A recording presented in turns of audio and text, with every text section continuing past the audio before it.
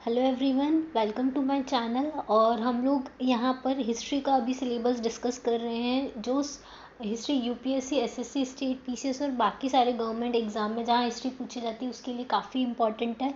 इसमें हम तमिलनाडु की क्लास 11th और क्लास 12th की हिस्ट्री से सारा का सारा कवर करें। अगर आपके पास वो बुक नहीं है तो आप गूगल से सिंपल डाउनलोड कर सकते हैं, तमिलनाडु हिस्ट्री बुक करके आपको वहाँ मिल जाएगी।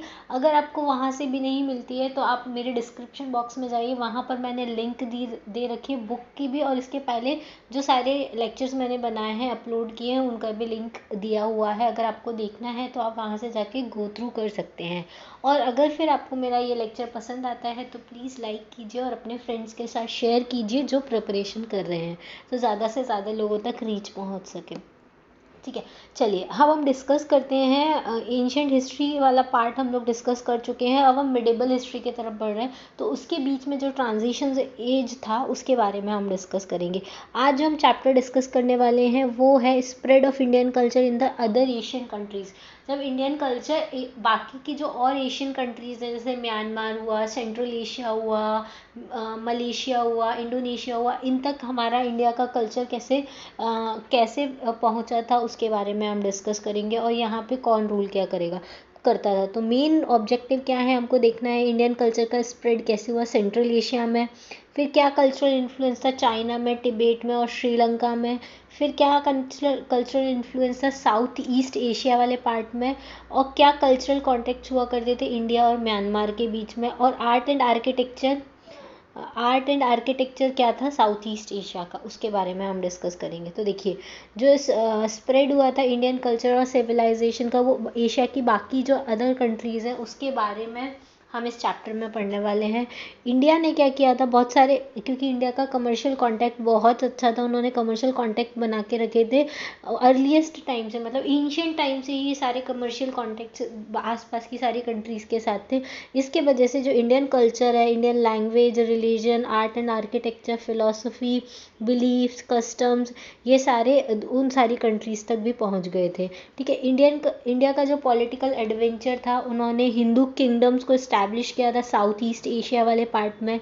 इसके अलावा बट इंडिया ने कभी किसी को कॉलोनी नहीं बनाया। ठीक है, इंडिया ने ब्रिटेन की तरह किसी को कॉलोनी नहीं बनाया, वहाँ का एक्सप्लॉइटेशन नहीं किया, सिर्फ ट्रेड करना उनका मोटिव नहीं था, सिर्फ उनका पॉलिटिकल इन्फ्लुएंस वहाँ पर था, रूल किया करते थे, ये सारी चीज़ें थी। वहाँ पे जाके डायनेस्टिक, जैसे हमारे यहाँ मुगल आके यहीं पर बस गए तो उन्होंने इंडिया को अपनी कंट्री मान लिया और यहाँ का डेवलपमेंट भी किया साथ साथ में।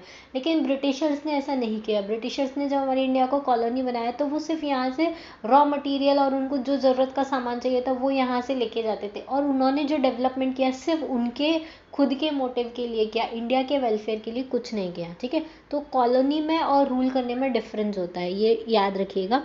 फिर हमारी इंडिया में कोई कॉलोनियलिज्म या इम्पीरियलिज्म नहीं था। उसके अलावा फिर क्या हुआ, जो colonies on the other hand जो कॉलोनीज बनती हैं वो free from the control of the mother country. अब हम जो कॉलोनीज बनती है ना वो डायरेक्ट कंट्री के, जैसे ब्रिटेन के, जब हम इंडिया कॉलोनी था ब्रिटेन की तो ब्रिटेन का कंट्रोल हुआ करता था। लेकिन हमारे यहाँ पे ऐसा कुछ भी नहीं था, हम लोगों ने उनके ऊपर कोई कंट्रोल नहीं किया था, हमारा मदर कंट्री का कोई रोल नहीं था वहाँ पे। बट हमारा कल्चरल इन्फ्लुएंस ज़रूर वहाँ तक पहुँच गया था लोगों के थ्रू। अब देखो, सबसे पहला जो कल्चरल इन्फ्लुएंस आएगा वो सेंट्रल एशिया के पास में आएगा। सेंट्रल एशिया क्या है, ग्रेट सेंटर था इंडियन कल्चर का, अर्ली सेंचुरीज ऑफ क्रिश्चियन इरा, मतलब जब क्रिश्चियन इरा स्टार्ट हुआ था, बीसी वाला जो टाइम था, बिफोर क्राइस्ट वाला जो टाइम था, उस टाइम काफ़ी कल्चरल इन्फ्लुएंस था। कैसे, ईरान, पर्शियन से, हम पर्शिया के जो रूलर थे उनसे हम लोग ट्रेड किया करते थे, पर्शिया से हमारा ट्रेड होता था, ग्रीक से हमारा ट्रेड होता था। इस वजह से इंडियन कल्चर का काफ़ी इन्फ्लुएंस हुआ करता था वहाँ पे। बहुत सारे मॉन्यूमेंट्स बनाए गए हैं जो ईस्टर्न पार्ट जो है अफ़गानिस्तान का, वहाँ से मिले हैं। खोतान, काशकर, ये मोस्ट इंपॉर्टेंट सेंटर्स हुआ करते थे इंडियन कल्चर के। ठीक है, अब देखो बहुत क्या क्या हुआ था, बहुत सारे संस्कृत टेक्स्ट मिले हैं हमको अफ़गानिस्तान वाले एरिया से, बुद्धिस्ट मोनेस्ट्रीज मिली हैं ये सारी प्लेसेस पे।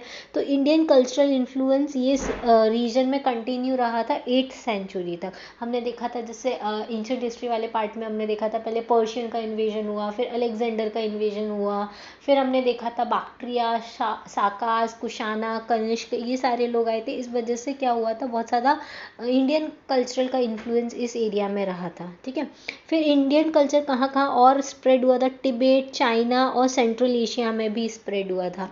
ठीक है, अब देखो इंडिया और देखो पाकिस्तान, मैं आपको एक बार मैप में बता दूं कि कैसे, किधर हमारा अफ़गानिस्तान है, ये हमारा इंडिया है और यहाँ पर अफ़गानिस्तान है, यहाँ म्यांमार है, यहाँ तिब्बत है, यहाँ श्रीलंका है। ठीक है, अभी मैं आपको मैप में भी दिखाऊंगी, ये मेरा सिर्फ रफ मैप था। अब देखो चाइना का जो इन्फ्लुएंस था वो लैंड रूट से भी था। एक तो जो लैंड रूट सेंट्रल एशिया के थ्रू इंडिया से कनेक्ट होता था चाइना का, क्योंकि डायरेक्ट बीच में हिमालय आता है चाइना और इंडिया के बीच में, तो हिमालय के थ्रू हम वो लोग क्रॉस नहीं कर सकते, तो उतना एडवांस नहीं था तब। अब हो गया है इसलिए वो अटैक करता रहता है, लेकिन उस टाइम पे नहीं था। तो जो सेंट्रल एशिया वाला लैंड रूट था वहाँ से चाइना के लोग इंडिया में आया करते थे, और एक जो सी रूट है बर्मा के थ्रू, वहाँ से भी उनका कांटेक्ट था। तो दोनों साइड से हमारा चाइना से कांटेक्ट था। बुद्धिज़्म जो था चाइना में 1st सेंचुरी एडी में पहुंच गया था। नंबर ऑफ चाइनीज़ जो पिलग्रिम्स जैसे फाहिन थे, वेनसेंग, ये इंडिया में विजिट करने आए थे, ये हमने देखा था।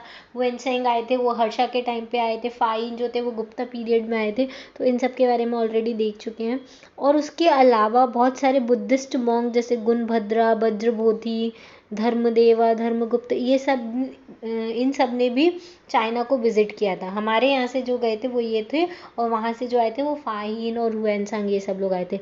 इंडियन स्कॉलर्स जो थे, इंडियन स्कॉलर्स ने बहुत सारे translated many Sanskrit word at the request of the Chinese emperors, मतलब चाइनीज़ एम्पेरर्स की रिक्वेस्ट पे जो हमारे यहाँ के संस्कृत वर्क्स थे उनको ट्रांसलेट किया था। इसके वजह से हमारा जो चाइना के साथ कांटेक्ट था, इवन 13th सेंचुरी तक हमारा उनके साथ अच्छा कांटेक्ट था। जब मंगोल्स ने अपना एम्पायर इस्टेब्लिश किया था चाइना में, तो चाइनीज़ जो आर्ट था तब इंडियन आर्ट से इन्फ्लुएंस था। तभी भी मंगोल के टाइम पे भी इन्फ्लुएंस जो था। मंगोल का इन्वेजन कब होता है, दिल्ली सल्तनत के टाइम पे होगा। अभी हम जब दिल्ली सुल्तान पढ़ेंगे तब हम देखेंगे उसमें मंगोल्स का इन्वेजन होता है। ठीक है, अब देखेंगे इंडिया और तिब्बत के बारे में। तिब्बत क्या है, ये इंडिया से बहुत इन्फ्लुएंस था। कौन सी सेंचुरी में, 7th सेंचुरी में। जो फेमस बुद्धिस्ट किंग थे गैम्पो, उन्होंने सिटी ऑफ लहासा बनाई थी तिब्बत की। ठीक है, और यहाँ पे बुद्धिज़्म को इंट्रोड्यूस किया था। टिबेटियन जो अल्फ़ाबेट है उनको डिवाइस किया था इंडियन स्कॉलर्स ने, उनको हेल्प की थी टिबेटियंस को। उसके बाद जो इंडियन स्कॉलर्स थे उन्होंने लेमेइज्म इन तिब्बत, इसको इस्टेब्लिश करने में भी हेल्प की थी। फिर 7th सेंचुरी में तो ये बना था। अब 11th सेंचुरी में जो पाला थे बंगाल में जो रूल किया करते थे, उनके काफ़ी क्लोज कॉन्टैक्ट थे तिब्बत के साथ। ठीक है, और जब बंगाल पर अटैक हुआ था, मुस्लिम रूलर्स ने अटैक किया था, तब बहुत सारे जो बुद्धिस्ट मॉन्क थे इंडिया के वो जाकर तिब्बत में रहने लग गए थे। ठीक है, वहाँ पे उन लोगों ने शरण ली थी। तो तिब्बत का और इंडिया का भी काफ़ी अच्छा कॉन्टैक्ट रहा था। अब इंडिया और श्रीलंका, देखो पॉलिटिकल हिस्ट्री बहुत ज़्यादा अलग अलग है इंडिया की और श्रीलंका की, लेकिन फिर भी श्रीलंका का जो कल्चरल इन्फ्लुएंस है इंडिया का काफ़ी ज़्यादा है श्रीलंका के ऊपर। ठीक है, जैसे बुद्धिस्ट मिशनरीज जो गुप्ता के टाइम, वो सॉरी नॉट गुप्ता, अशोका के टाइम पर भेजी गई थी श्रीलंका में, तो वहाँ का जो रिलीजियस फेथ मतलब बुद्धिज़्म जो डेवलप हुआ था वो इंडिया की वजह से डेवलप हुआ था। और भी जो कल्चरल ट्रेडिशन है वो भी इंडिया से गए हैं। जो आर्ट है स्टोन कार्विंग की, वो श्रीलंका में इंडिया से ही आई है। इंडिया के लोगों ने ही श्रीलंका में वो वाला आर्ट डेवलप कराया था। ठीक है, फिर 5th सेंचुरी में बुद्ध घोष जो थे उन्होंने श्रीलंका को विजिट किया था और वहाँ पे हिनायाना बुद्धिज़्म को कंसोलिडेट किया था। फेमस पेंटिंग जो है सिगरिया पेंटिंग, जो अजंता पेंटिंग के जैसी बनाई गई है, मतलब अजंता पेंटिंग से इन्फ्लुएंस है। जो हमारे अजंता एलोरा वाली पेंटिंग्स है ना, उनसे ही जो सिगरिया पेंटिंग श्रीलंका में बनाई गई है वो इन्फ्लुएंस है। तो क्वेश्चन पूछा जाता है सिगरिया पेंटिंग कहाँ आती है, तो वो श्रीलंका में आती है। ठीक है, अब इंडियन कल्चर का क्या इन्फ्लुएंस है अब साउथ ईस्ट एशियन कंट्रीज़ में। तो देखो एक बार मैं आपको मैप दिखा देती हूँ, सबको क्लियरिटी रहेगी। देखो ये देखिए, ये इंडिया है, यहाँ अफ़गानिस्तान वाला एरिया है। तो यहाँ पे कल्चरल इन्फ्लुएंस, अब ये पाकिस्तान तो पहले इंडिया का ही पार्ट था, तो ये डायरेक्टली कांटेक्ट में रहा करता था। ठीक है, तो सॉरी, तो ये इंडिया है, ये इंडिया है, ये अफ़गानिस्तान है, ये नेपाल है, यहाँ पे ये तिब्बत है, ये पूरा चाइना है। चाइना के 2 रूट थे, एक तो ये लैंड रूट था और एक इधर से सी रूट था। ओके, फिर ये म्यांमार के साथ भी हमारे कॉन्टेक्ट से, थाईलैंड के साथ भी थे। ये देखिए, ये Thailand, Laos, Myanmar, Vietnam, Bangladesh तो इंडिया का ही पार्ट था, कंबोडिया के साथ थे, मलई पेनिनसुला के साथ थे, सिंगापुर तो पहले इसी का पार्ट था, और जावा, इंडोनेशिया, ये इधर आते हैं, इंडोनेशिया और जावा, इनके साथ भी हमारे कल्चरल इन्फ्लुएंस था। चलिए अब हम देखते हैं साउथ ईस्ट एशियन कंट्रीज़ के बारे में। तो इंडिया का जो इंडिया कल्चर जो था वो बहुत ज़्यादा इन्फ्लुएंस किया था साउथ ईस्ट एशियन रीजन को, जैसे मलई आर्किपेलागो, इंडो चाइना वाला एरिया, ये बे ऑफ बंगाल के साइड में है। मतलब मैंने अभी दिखाया आपको, इंडिया के पास में जो बे ऑफ बंगाल है उसके वाले साइड में है। फर्टाइल है यहाँ पे, मिनरल रिच है, और इसी वजह से इन्होंने इंडियंस को अटेंशन, ये वाला जो लैंड था जहाँ पे इंडियंस ने अटेंशन दी, क्यों दी, क्योंकि ये फर्टाइल लैंड था, मिनरल रिच था, इस वजह से इंडियंस को काफ़ी अट्रैक्ट किया। फिर जो ईस्ट कोस्ट है इंडिया का, वहाँ पे बहुत सारे नंबर ऑफ पोर्ट्स हैं, तो इंडियन जो क्या करते थे वो वॉयजेस लेके जाते थे, मतलब अपना सामान लेके जाते थे इन सारे एरियाज़ में।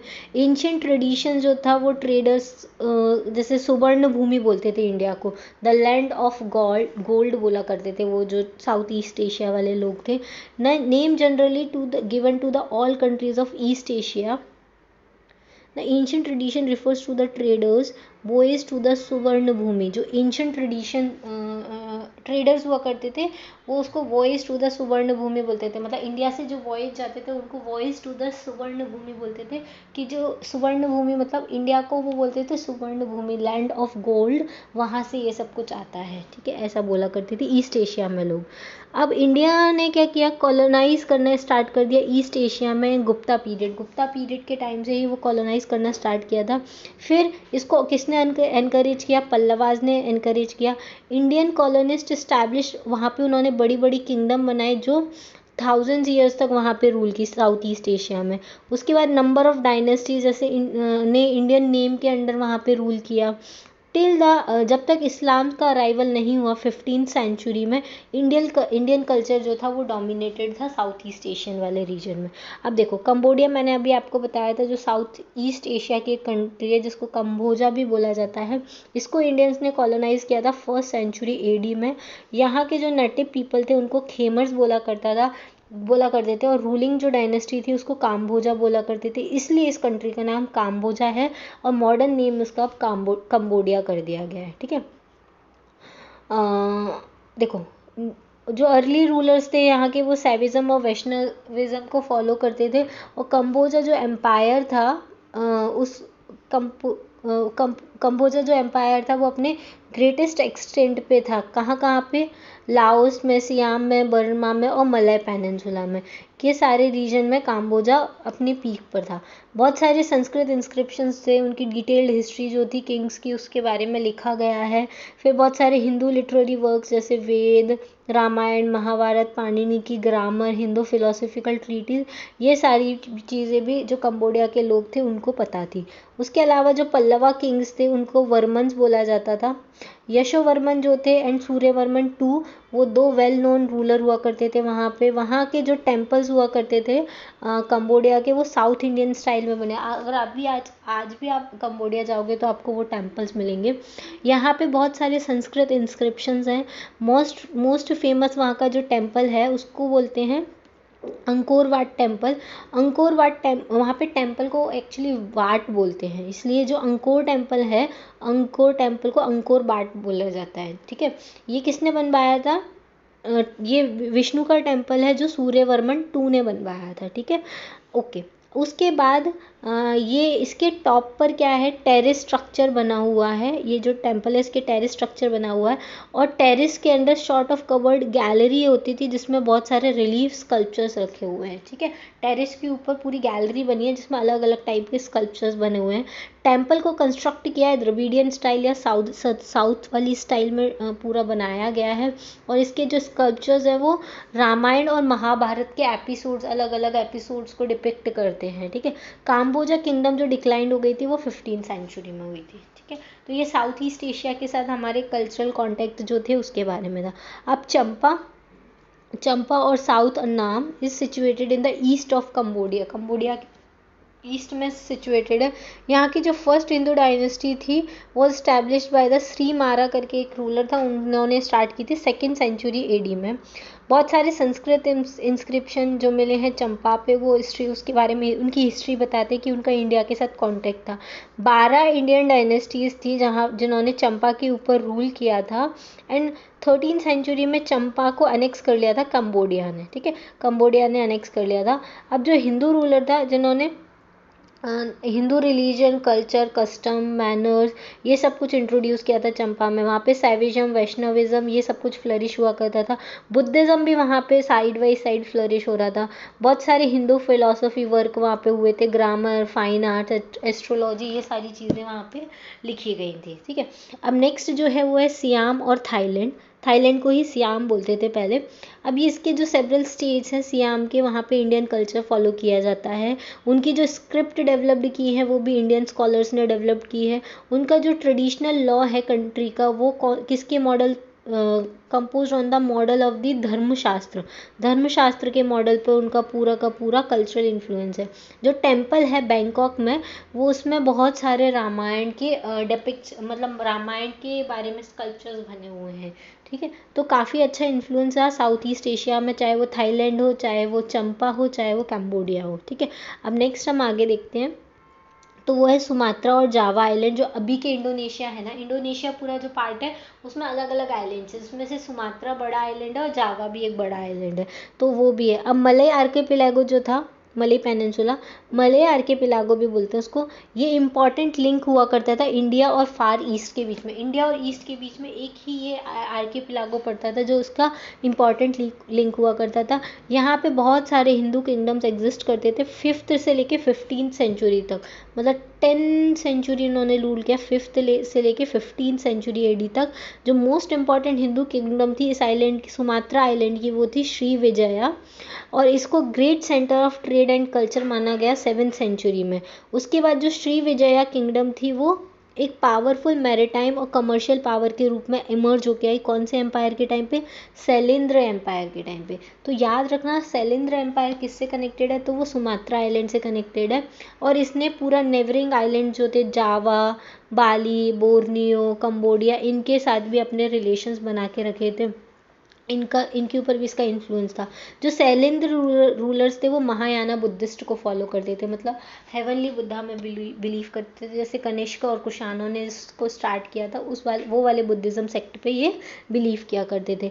तो हम जब अगर इंडोनेशिया जाएंगे तो हमको वहाँ पे जो बुद्धिस्ट मोनेस्ट्री मिलेंगी वो महायाना बुद्धिस्ट वाली मिलेंगी। अब ये कॉर्डियल रिलेशन रखते थे इंडियन किंगडम्स जैसे पाला ऑफ बंगाल, चोलाज ऑफ तमिलनाडु, इनके साथ में राजा चोला जो थे उन्होंने शैलेंद्र किंग मारा विजय तुंगवर्मन को अलाउ किया था कि वो अपनी एक बुद्धिस्ट मोनेस्ट्री बना सकता है नागपट्टिनम में।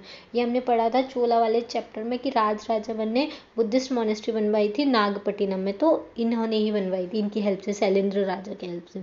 अब उनके जो बेटे थे राजेंद्र, उन्होंने तो क्या किया था, शैलेंद्र जो किंगडम थी उसको ही अनेक्स कर लिया था कुछ टाइम के लिए, फिर बाद में वो इंडिपेंडेंट हो गई थी और Shailendra empire 11th century AD तक कंटिन्यू रहा था। ठीक है, अब जो एक हिंदू किंगडम थी वो इस्टेब्लिश की गई थी जावा में भी 4th सेंचुरी एडी में। अभी हमने सुमात्रा के बारे में देखा, अब ये जावा उसी के जस्ट पास में एक आइलैंड है।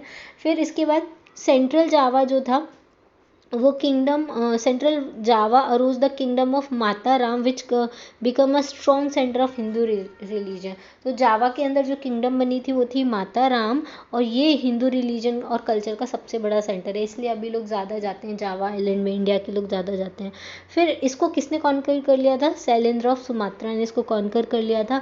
9th सेंचुरी तक जावा जो था वो शैलेंद्र एम्पायर का पार्ट रहता है। उसके बाद वापस ही अपनी इंडिपेंडेंस डिक्लेयर कर देता है और जावा की अंदर बहुत ज़्यादा आर्ट और आर्किटेक्चर डेवलप हुआ है शैलेंद्र रूल के टाइम। मतलब जब शैलेंद्र के अंडर में था जावा आइलैंड, तब वहाँ पे बहुत ज़्यादा cultural influence, art and architecture develop हुआ है। सबसे जो ग्रेट मॉन्यूमेंट है जावा का, इंडो जावा आर्ट जिसको बोलते हैं, वो है बोरोबुदर। ठीक है, ये याद रखना, ये आता है बोरोबुदुर कहाँ पर है, तो ये जावा आइलैंड के ऊपर है। और किसके टाइम पे बिल्डअप हुआ था, तो शैलेंद्र एम्पायर के टाइम पे बिल्डअप हुआ था। और कौन से ईयर में, 750 से लेके 850 के अंदर में हुआ था। और इसके पेट्रोनेज कौन थे, शैलेंद्र थे। ठीक है, अब ये कहाँ पर सिचुएटेड है, टॉप ऑफ अ हिल के ऊपर सिचुएटेड है। इसमें 9 सक्सेसिव टेरेस्ड है और बेल शेप्ड स्तूपा बना हुआ है। ठीक है, और यहाँ इसके जो सेंटर है उसके ऊपर टॉप मोस्ट टेरेस है, जहाँ पे ओपन गैलरी टेरेस बनी हुई है, जिसमें 2000 वास रिलीफ, मतलब छोटे छोटे स्टोन फिगर्स बने हुए हैं, जहाँ पे बहुत सारे इंसिडेंट जो है बुद्धा की लाइफ के बारे में बताए गए। तो बोरोबुदुर के बारे में ऐसा भी पूछा जाता है कि ये किससे रिलेटेड ये टेम्पल है, तो बुद्धिस्ट से रिलेटेड टेम्पल आपको दे देंगे। हिंदुइज्म से है, सैविज्म से है, कि वैष्णविज्म से है, तो बुद्धिस्ट से रिलेटेड है। और इसका जो लोअर पार्ट है वो, उसमें बहुत ज़्यादा डेकोरेशन किया है। अपर पोर्शन जो है वो एकदम प्लेन है, अनअडॉर्न है, वहाँ पे कुछ नहीं किया है। बोरोबुदुर जो है वहाँ पे is described as a epic in stone, as a epic in stone बोला जाता है इसको। Most wonderful Buddhist stupa in the world. World का सबसे जो सबसे सुंदर और सबसे अच्छा बुद्धिस्ट स्तूपा है वो है बोरोबुदुर, जो कहाँ पर आता है, जावा आइलैंड के ऊपर है। ठीक है, तो याद रखना कि वर्ल्ड का सबसे अच्छा बुद्धिस्ट स्तूपा है। अब देखो 12th सेंचुरी में क्या हुआ था, ईस्टर्न जावा जो है विथ कदीरी एज इट्स कैपिटल, कदीरी जो है वो ईस्टर्न जावा की कैपिटल हुआ करती थी। फिर वो बाद में लीडिंग किंगडम ऑफ जावा के रूप में इमर्ज होके आई। 13th सेंचुरी और 14th सेंचुरी में यहाँ इसको golden age of Javanese culture बोला जाता है, जहाँ पे Majapahit became the capital of the far flung Javanese empire. देखो ईस्टर्न जो जावा था उसकी पहले कैपिटल हुआ करती थी कदीरी। उसके बाद जब जावा का डेवलपमेंट हुआ 13 और 14 सेंचुरी में, इतना डेवलपमेंट हुआ था कि गोल्डन एज स्टार्ट हो गई थी जावानीज कल्चर की। किसके तब कौन सी कैपिटल बनी थी, माजापहित उनकी कैपिटल बनी थी। ठीक है, और उस टाइम पे उन्होंने अपने आसपास के जो नेबरिंग आइलैंड्स थे उनको भी अपने अंडर में ले लिया था। इंडियन आर्ट एंड लिटरेचर काफ़ी फ्लरिश हुआ था जावा में। ठीक है, लेकिन किसने किया था उसका एक्सटेंट अननोन है अभी तक। स्टिल बहुत सारे हंड्रेड्स ऑफ टेम्पल्स और मैन्यूस्क्रिप्ट जो संस्कृत में थे, संस्कृत लैंग्वेज में थे, वो जावा में मिले हैं, जो रुइंस हो गए, मतलब ख़त्म हो गए, बर्बाद हो गए, डैमेज हो गए। रामायण और महाभारत बहुत पॉपुलर हुआ करती थी जावा आइलैंड में। इवन वहाँ पे बहुत सारी चीज़ें अभी भी वहाँ पे इसके रामायण और महाभारत की थीम पर बहुत सारी चीज़ें वहाँ पे बनाई जाती हैं। फिर क्या हुआ, माजापहित जो था उसका फॉल ऑफ हो गया, मतलब वो डिक्लाइन हो गया। इसके वजह से जो आर्टिस्टिक एक्टिविटी थी जावा में वो ख़त्म हो गई। ठीक है, तो जावा के बारे में याद रखना, ईस्टर्न जावा की पहले कैपिटल क्या थी, कदीरी थी, फिर बाद में माजापहित हो गई थी। ठीक है, तो माजापहित और यहाँ पे रामायण महाभारत का काफ़ी ज़्यादा इन्फ्लुएंस हुआ करता था।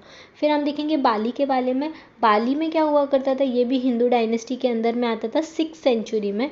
इत सिंह जो थे, जो चाइनीज़ ट्रैवलर थे, उन्होंने बोला कि बहुत ज़्यादा बुद्धिज़्म जो था प्रीवेलेंट था बाली में 7th सेंचुरी में। उसके बाद जो स्टोन और कॉपर प्लेट इंस्क्रिप्शंस मिले इस आइलैंड से, वो बताते हैं कि ये डायरेक्टली कॉलोनाइज थी इंडिया की डायरेक्ट कॉलोनी थी। फिर बाद में ये सबऑर्डिनेट हो गई थी जावा की। इसके लोग अभी यहाँ पे जो अभी भी पॉपुलेशन है वो अभी भी हिंदू है। इवन वहाँ पे आज भी कास्ट सिस्टम प्रीवेलेंट है इंडिया की तरह। ठीक है, तो ये याद रखना कि बाली जो थी वो इंडियन हिंदू रूलर्स के डायरेक्ट इन्फ्लुएंस में थी। फिर आता है हमारा म्यांमार, जो इंडिया के पास सबसे पास वाला कंट्री है। को एक बार दिखा देती हूँ, इतनी देर में भूल गए हो तो। ये रहा म्यांमार, और यहाँ बांग्ला, ये इंडिया के पास में है। ये रहा मलय पेनिनसुला, यहाँ पे ये मलय पेनिनसुला है, ये इंडोनेशिया है, मैप में कट गया है। ये कंबोडिया है, ये वियतनाम है, ये लाओस है, ये जो डायरेक्ट इन्फ्लुएंस में हुआ करते थे। ठीक है, चलिए नेक्स्ट म्यांमार। अब देखो म्यांमार के, इंडिया और म्यांमार के काफ़ी अच्छे कल्चरल कॉन्टेक्ट हुआ करते थे from the period of Ashoka के टाइम पे, क्योंकि अशोका ने मिशनरी सेंड की थी बुद्धिज़्म को प्रीच करने के लिए। बहुत सारे जो हिंदू किंगडम्स थे बर्मा में वो बहुत सारे हिंदू किंगडम्स एग्जिस्ट किया करते थे उस टाइम बर्मा में। पाली और संस्कृत का लैंग्वेज का यूज़ किया जाता है बर्मा में till 13th century. 13th century तक जो बर्मा के लोग थे वो क्या यूज़ किया करते थे, पाली और संस्कृत लैंग्वेज, जो बुद्धिस्ट की लैंग्वेज थी। वहाँ पर हिनायाना बुद्धिज़्म भी फॉलो हुआ करता था और महायाना बुद्धिज़्म, दोनों पॉपुलर हुआ करते थे। बर्मीज़ दोनों ही फॉलो किया करते थे, ठीक है। अच्छा, उसके बाद नियरली 1500 ईयर्स हिंदू किंगडम्स ने यहाँ पे रूल किया है न्यूमरस आइलैंड्स में, चाहे वो मलय आर्किपेलागो हो, इंडो चाइना पेनिनसुला हो। फिर इंडियन रिलीजन और इंडियन कल्चर बहुत ज़्यादा इन सारे एरियाज़ में फ्लो हुए थे, ठीक है। और क्या हुआ था, Indian religion and Indian culture moulded lives of primitive inhabitants of these region who were elevated to a higher plan of civilisation. मतलब इंडियन कल्चर और इंडियन रिलीजन में यहाँ के जो प्रिमिटिव इनहेबिटेंट्स हैं, मतलब बहुत प्रिमिटिव, जैसे अमेरिका के जो नेटिव लोग थे वो भी काफ़ी प्रिमिटिव थे। फिर वहाँ पे उनको किसने डेवलप करना स्टार्ट किया था, जब फ्रांस और इंग्लैंड ने वहाँ जाके कॉलोनी बनाई थी। तो इंडिया ने भी सेम, ये जो साउथ ईस्ट वाले हैं वो बहुत प्रिमिटिव टाइप के लोग थे, और इंडिया उस टाइप पे काफ़ी अच्छा ग्रो कर रहा था गुप्ता, पाला, चोला एम्पायर की वजह से, पल्लवास के एम्पायर की वजह से। तो इन सारे यहाँ के रूलर वहाँ गए थे, तो वहाँ पे हिंदू किंगडम्स बनी थी, तो वहाँ पे काफ़ी ज़्यादा उसका इन्फ्लुएंस हुआ, वहाँ पे इससे सिविलाइजेशन काफ़ी ज़्यादा एलिवेट हो गई थी, ठीक है। तो वही हमने अभी तक क्या क्या देखा, सारा देखा। पहले हमने देखा सेंट्रल एशिया, मतलब अफ़गानिस्तान के साथ हमारे क्या क्या कांटेक्ट हुआ करते थे। फिर तिब्बत के जो गैम्पो रूलर थे उनके साथ भी हमारे कांटेक्ट थे। चाइना के साथ हमारे वहाँ से पिलग्रमेज इंडिया में आया करते थे, ठीक है। फिर हमने देखा कि कंबोडिया में भी उसको काम्बोजा बोलते थे, उस वो फेमस था वहाँ पे। इंडिया के लिए अच्छा था, इंडिया का अच्छा कांटेक्ट था, वहाँ पे हिंदू रूलर रूल किया करते थे, ठीक है। और इसके अलावा हमने क्या देखा था इसमें, कि जो कंबोडिया था, कंबोडिया के आसपास वाला जो एरिया था, लाओस, वियतनाम, वो सब इसी के अंडर में आया करता था, ठीक है। अब यहाँ पे कंबोजम में क्या, रामायण महाभारत के बारे में भी हमको बहुत सारे टेक्स्ट मिले हैं। फिर जो पल्लवा किंगडम थे, चोला किंगडम थे, उनके साथ डायरेक्ट कांटेक्ट हुआ करते थे कंबोडिया के साथ। फिर एक हमने देखा चंपा के बारे में, तो चंपा में भी हिंदू किंगडम रूल किया करती थी, फिर कंबोडिया ने उसको अनेक्स कर लिया था। फिर थाईलैंड के बारे में देखा था हम लोगों ने, थाईलैंड जो है उसको सियाम भी बोला जाता था, और बहुत ज़्यादा यहाँ पे भी जो डेवलपमेंट हुआ था वो धर्मशास्त्र के ऊपर ही हुआ था। फिर एक इम्पॉर्टेंट हमने देखा था सुमात्रा आइलैंड के बारे में, जहाँ पे शैलेंद्र इम्पॉर्टेंट डायनेस्टी हुआ करती थी, जिसके राजा चोला और राजेंद्र चोला दोनों के साथ कॉन्टेक्ट थे, और राजेंद्र चोला ने सुमात्रा को कुछ टाइम के लिए अपने मतलब चोला एम्पायर में एनेक्स कर लिया था। और इन्होंने एक बुद्धिस्ट मोनेस्ट्री भी बनवाई थी, कौन सी, नागपट्टिनम, ठीक है, तो वो याद रखना। फिर उसके बाद क्या हुआ था, जावा जो आइलैंड था वो भी काफ़ी वहाँ पे भी हिंदू डायनेस्टी रूल किया करती थी, और काफ़ी इन्फ्लुएंस था इंडियन कल्चर का। फिर जो इंडिया का सबसे बेस्ट बुद्धिस्ट स्तूपा है बोरोबुदूर, क्या नाम है, बोरोबुदूर, ये एक बुद्धिस्ट टेम्पल है जो 750 से लेके 850 के बीच में बनवाया गया था, और ये शैलेंद्र एम्पायर ने बनवाया था जब जावा उनके अंडर में हुआ करता था। ये वर्ल्ड का बेस्ट बुद्धिस्ट स्तूपा है जो वहाँ पे बना था। फिर जावा की कैपिटल हुआ करती थी कदीरी, कदीरी कहाँ की कैपिटल थी, तो जावा की कैपिटल हुआ करती थी। फिर बाद में वो जो कैपिटल थी वो कहाँ पे शिफ्ट हो गई थी, माजापहित में शिफ्ट हो गई थी, ये भी याद रखना है, ठीक है। उसके बाद हमने देखा बाली में भी इंडियन डायरेक्ट कांटेक्ट थे, मतलब डायरेक्टली हिंदू डायनेस्टी वहाँ पे रूल किया करती थी, इवन अभी भी वहाँ पे कास्ट सिस्टम प्रीवेलेंट है। फिर हम म्यांमार के बारे में देखा कि म्यांमार से भी हमारा डायरेक्टली कांटेक्ट था, ठीक है। म्यांमार के लोग म्यांमार से हमारा कब से कांटेक्ट था, जब अशोका के टाइम से, जब उन्होंने मिशनरीज भेजी थी। फिर म्यांमार में दोनों ही रिलीजन चलते हैं, हिनायाना बुद्धिज़्म और महायाना बुद्धिज़्म, और वहाँ के लोग पाली और संस्कृत लैंग्वेज का यूज़ करते थे, कि ये सारी चीज़ें हमने देखी, ये सारे कॉन्टेक्ट्स हुआ करते थे। अब अच्छा, इनके क्वेश्चंस आप लगाइएगा कि Chola king who permitted the Shailendra to build the monastery in Nagapattinam, कौन से थे, तो राजा थे। Hindu kingdom in Sumatra island कौन सी थी, तो वो श्री विजया थी, ठीक है। फिर सिटी ऑफ लहासा किसने बनाई थी, गैम्पो ने बनवाई थी, ठीक है। कैपिटल ऑफ ईस्टर्न जावा क्या थी, तो वो कदीरी थी, मैंने अभी बताया आपको, ठीक है। ये सारा आपको देखना है। फिर अंकोर वाट टेम्पल, ये सॉरी मैं भूल गई, अंकोर वाट टेम्पल किसने बनवाया था, सूर्यवर्मन 2 ने बनवाया था। बोरोबुदूर किसने बनवाया था? तो शैलेंद्र ने बनवाया था। सिगिरिया कहाँ पर है? तो श्रीलंका में है, मैंने ये आपको रिवाइज नहीं कराया। फिर चंपा जो है वो साउथ अमान, उसको अनाम उसको बोला जाता था, ठीक है। अब देखो ये क्वेश्चन है, Borobudur is the greatest monument of India Indo Java art, तो ये सही है। Borobudur was a Vaishnavite temple, ये गलत है। Shailendra ruler was the Saivites, हाँ। फिर उसके अलावा scenes of Ramayana and are carved in the Borobudur, तो ये गलत है क्योंकि उसमें बुद्धिस्ट स्टोरीज और बुद्धिस्ट की लाइफ के बारे में बहुत सारे इवेंट्स उसमें मेंशन है। फर्स्ट हिंदू डायनेस्टी जो चंपा की वो श्री मारा थी, ठीक है। उसके बाद किंगडम जो है बाली की वो बुद्धिज़्म से इन्फ्लुएंस थी, ठीक है। ये सारी चीज़ें आपको देखनी है। बुद्धिज़्म से इन्फ्लुएंस नहीं थी वो, सैविज़्म से इन्फ्लुएंस थी। वहाँ पे इत सिंह ने, हाँ, वहाँ पे जो बहुत ज़्यादा प्रीवेलेंस था बुद्धिज़्म का, और इवन अभी भी वहाँ पे कास्ट सिस्टम प्रीवेलेंट है, ठीक है। फिर अंकोर वाट टेम्पल कहाँ था उसके बारे में आप लिख सकते हैं छोटा सा नोट। फिर बोरोबुदूर बुद्धिस्ट मोनार्की कहाँ पर है? तो अंकोर वाट टेम्पल जो है वो कंबोडिया में है। कौन से रूलर ने बनवाया था? तो सूर्यवर्मन 2 ने बनवाया था। ये सारी चीज़ें आप लिख सकते हो। 3 बोरोबुदूर क्या है? तो ये इंडो जावा आर्ट है, ये बुद्धिस्ट मोनेस्ट्री है जहाँ पे बुद्धा की बहुत सारी लाइफ के इंसिडेंट बने हुए हैं, और वर्ल्ड की सबसे बेस्ट बुद्धिस्ट स्तूपा है ये सारा चीज़ लिख सकते हैं। तो यही सब है इस चैप्टर में, आप रीड कीजिएगा, इसके नोट्स बनाते जाइएगा साथ साथ में, और MCQs के थ्रू आप इनको रिवाइज कीजिएगा तो आपको काफ़ी चीज़ें याद रहेंगी। ओके, अब इसके बाद हम स्टार्ट करेंगे अरब इन्वेजन्स के बारे में, कैसे हमारी इंडिया में मुस्लिम्स का इन्वेजन हुआ, फिर धीरे धीरे करके उसके वजह से मुस्लिम डायनेस्टी बनना स्टार्ट हुई, प्रॉफिट मोहम्मद कौन थे और कैसे उन्होंने इस्लाम रिलीजन को स्टार्ट किया, इसके बारे में हम नेक्स्ट लेक्चर में देखेंगे। चलिए ठीक है, थैंक यू वेरी मच।